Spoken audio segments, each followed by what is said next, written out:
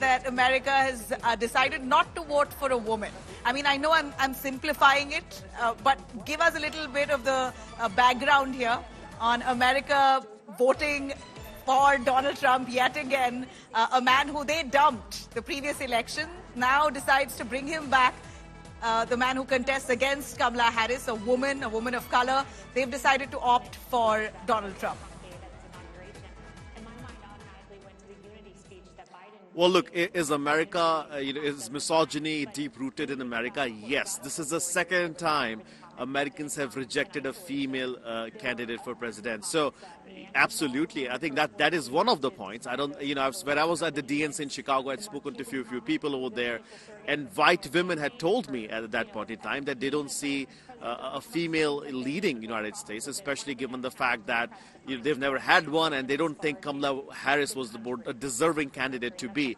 And I think, Kamala Harris and her campaign were relying on women voters to come out and vote in these swing states. Their campaign strategy was to galvanize women supporters and females and college girls too, who would have been the first-time voters, to come out and vote in some of these towns. And that hasn't happened. What has happened is America has bought back Donald Trump.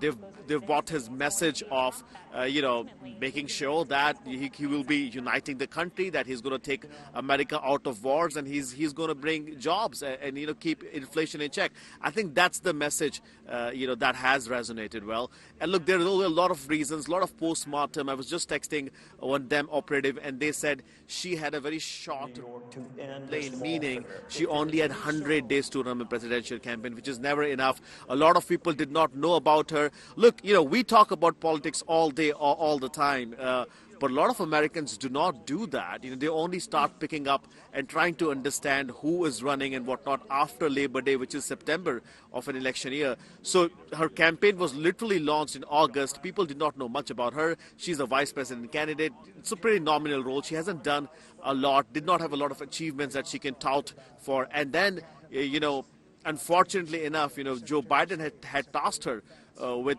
fixing the border and immigration, which she could not. She's a vice president.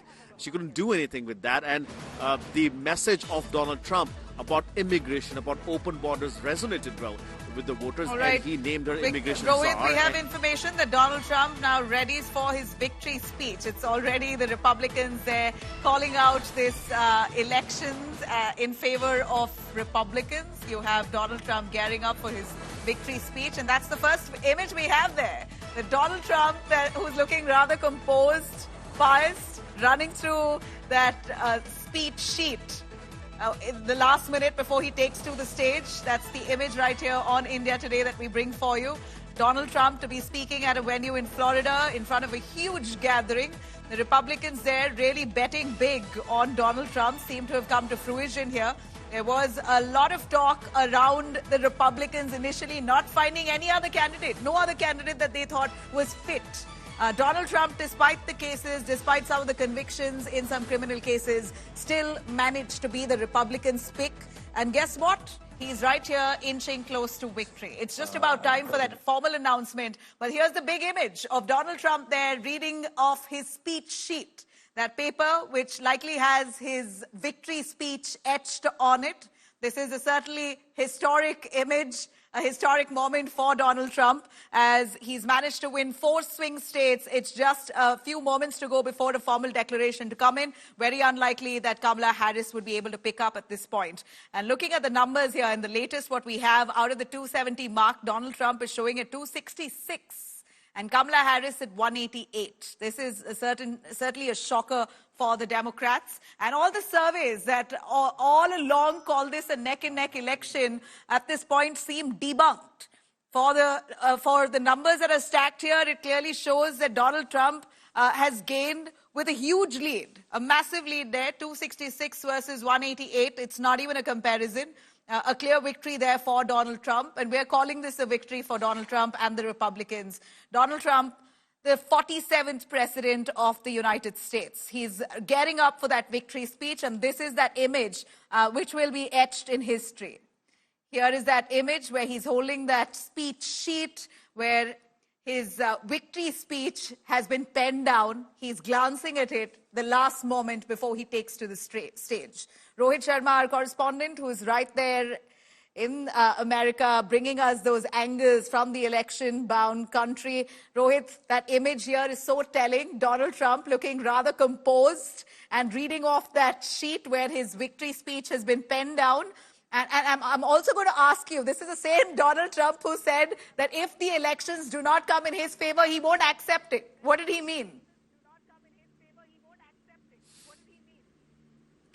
Well, that's Donald Trump for you. And get ready for more of that stuff, Nabila. We'll hear something one day and we'll hear something completely different the other day. So that has been the way he works, he functions. This morning he was asked about the same thing. Was he ready with the concession speech? Was he ready with the victory speech? And he said, look, I'm not a Democrat. I don't prepare in advance. We'll see what it will become. And I remember 2016 vividly, when he walked out on that stage. It looked like a very impromptu speech. I don't think anybody had prepared anything. But this time I'm surprised he's at least glancing through the written comments. But sobering, even for him, at 78 years old, he will be probably 82 when he leaves office. He is very disciplined for, the first time we saw him in 2015, very brash. He would just give anybody and everybody a nickname, throw all these tantrums. But if this campaign, if you look at his campaign during this time around, he was very disciplined. He was on the message. He did not say too many rash things, although he could have. And there are certain things he said on the campaign which were not liked by a lot of people. But at the same time, he did not move away from All right, we have a declaration there, more or less. U.S. House Speaker says Trump is our new president. The U.S. House Speaker declaring Trump is our new president. This is a word coming in from the United States House Speaker, where he says clearly that Trump is our new president. And of course, it's a confirmation that almost is established with the numbers that we see itself on our screens. Very telling. Donald Trump at 266 out of 270, with Kamala Harris at 188. A huge leap, a huge lead that Donald Trump has won by. And here you have the U.S. House Speaker who is declaring that Donald Trump is America's new president. Rohit, over to you.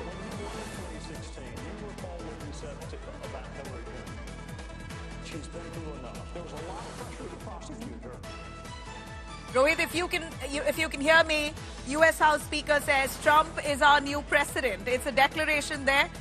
Donald Trump, remember, has spoken extensively and boldly about boosting the United States economy. That's been his the biggest poll plank as he campaigned extensively. He did speak on boosting the economy, the U.S. economy that seems to be in tatters. The last few years has been difficult. So Donald Trump's focus on trade and policy extensively seems to have worked in his favor by and large. We're looking at Donald Trump there holding that sheet where he's reading out, possibly taking a last-minute glance of his victory speech. And in moments from now, he's going to be taking stage for that victory speech. Huge crowds has gathered right there in Florida at this event to celebrate Donald Trump's victory. If I can bring in Rohit for that. Rohit, a quick word on United States House Speaker who says Trump is our new president. Is that a declaration? Well, Mike Johnson has been a supporter. He's a Republican. He's probably also looked at the same polls, same numbers. He's looked at Fox News and he said, you know what, if Fox is calling it, I might as well go ahead and do this. And you want to be in the good books of Donald Trump. You do not want to wait. You want to call him. You want to be around. I know for a fact that Vivek Ramaswamy is going to be there as well. He is in Florida, and I was told that he will be on that stage as well. Elon Musk is already there as well. So all the people that have helped Donald Trump to get to become the next president will be there.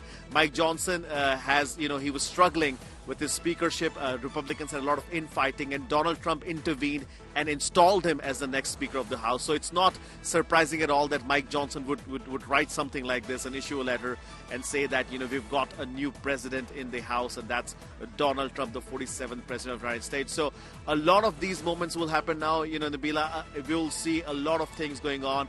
Look, Elon Musk wants to open up a new office, the Department of, I think it's called DOGE, governance enhancement or something like that. I forget what it is.